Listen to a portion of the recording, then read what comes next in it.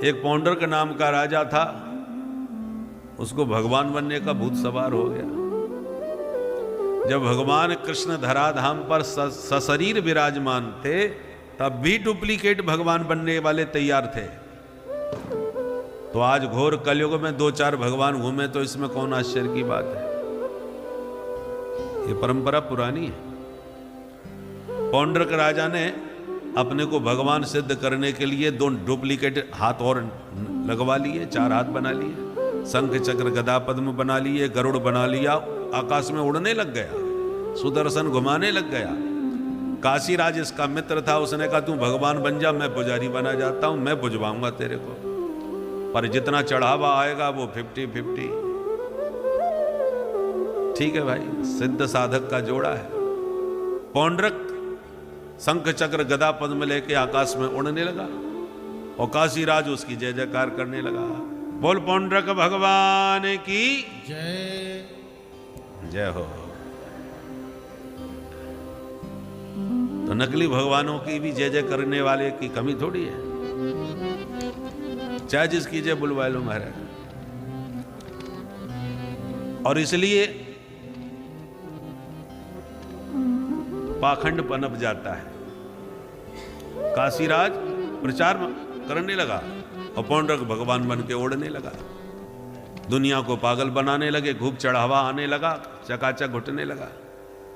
एक दिन काशीराज बोला मित्र खूब माल आ रहा है, बड़ा आनंद है, भगवान बनने में बड़ी मौज है, और थोड़ी कमी दिख रही है।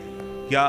बोले आजकल ये द्वारकाधीश कृष्ण को भी लोग भगवान कहते हैं, ये काहे का भगवान, डरपोक कहीं का। एक काम कर, तू एक धमकी भरा पत्र लिख, क्योंकि उसका बड़ा भाई जो हलमूसल वाला थोड़ा खतरनाक है, वो इस समय छुट्टी मनाने वृंदावन गया है, कृष्ण अकेला है, यही बढ़िया मौका है, तुम्हारी धमकी से डर के भग जाएगा, सोई तुम्हारा डंका बज जाएगा, फिर पूरे धरती पर एक भगवान आप ही रहोगे। ठीक है, बातों में आ गया, पत्र लिख दिया। दूत ने पत्र भगवान द्वारकाधीश के दरबार में दिया, उद्धव ने लिया, पढ़ करके खूब हंसने लगे, महाराज आप तो नकली निकल पड़े, असली भगवान तो अब पैदा हुए हैं। पत्र में लिखा है, क्या लिखा है? बोले वासुदेव होवतीणो हम एक एवन चापर भूतानाम अनुकंपार्थम त्वं तु मिथ्या वेदाम त्यज। हे कृष्ण, व्यापक ब्रह्म वासुदेव मैं हूं, जो प्रकट हो चुका हूं जीवों पर कृपा करने के लिए। त्वं तु मिथ्या, तू झूठा है, इसलिए अपने को भगवान कहलाना बंद कर। सुन के भगवान मुस्कुराए और दूत से बोले जाओ अपने भगवान से कहो कि हम उनके दर्शन करने आ रहे, कल ही आ रहे हैं। दूत ने पौंड्रक को कहा, सुनते ही पौंड्रक घबरा गया। काशीराज से कहा तूने कहां फंसा दिया भाई, तू बोल रहा था वो डरपोक है, भग जाएगा, वो भग नहीं रहा, मेरे पास आ रहा है, मिलने नहीं आ रहा, मुझे ठिकाने लगाने आया। तेरी मूर्खता के कारण मैंने बिना मतलब का ये झगड़ा मोल ले लिया। काशीराज ने कहा नाराज मत हो मित्र, भगवान बनना है तो थोड़ी बहुत तो रिस्क उठानी पड़ेगी, हम हैं तुम्हारे साथ, करेंगे 2-2 हाथ। दूसरे दिन भगवान पधारे तो इसने भी खटका दबा के उड़ना चालू किया, सुदर्शन घुमाना चालू किया। देख देख के काशीराज को भगवान खूब हंसे, देखो तो इस बहरूपिया को कहीं से कसर नहीं छोड़ी, ज्यों का त्यों भगवान बन गया। पर जो भी हो, मेरा रूप बनाने के लिए इसने मेरा कितना चिंतन किया होगा, अब इसको असली रूप दिए देता हूं। सुदर्शन चक्र से उसका वध किया और अपना दिव्य सारूप्य धाम प्रदान कर दिया।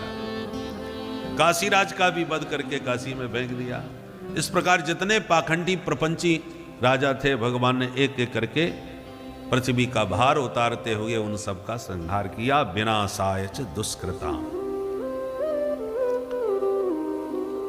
एक दिन नारद जी ने पत्र दिया और कहा प्रभु पांडव राजसूय यज्ञ करना चाहते हैं, आपका आह्वान किया है। तो भगवान गए, पांडवों ने जोरदार स्वागत किया। राजसूय यज्ञ वही कर सकता है जिसने समस्त भूमंडल के राजाओं की स्वीकृति प्राप्त की हो।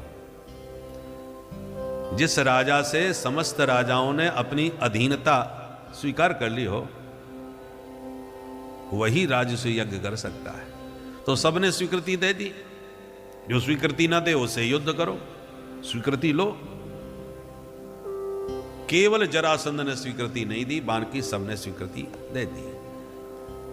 तो भगवान भीम अर्जुन को साथ में लेके पंडित जी बन के गए और जरासंध के यहां युद्ध की भिक्षा मांग ली। जरासंध ने परिचय दिया, परिचय पूछा तो भगवान ने पूरा परिचय दिया। जरासंध ने कहा, सुन कृष्ण, तू महाभगोड़ा है, मैदान छोड़ के मुझसे डर के भगा था, तुम जैसे डरपोकों से मैं नहीं लड़ूंगा। न त्वया भीरुणायोत से युद्ध विक्लव चेतसः मथुराम स्वपुरीम त्यक्त्वा समुद्रम शरणं गतः।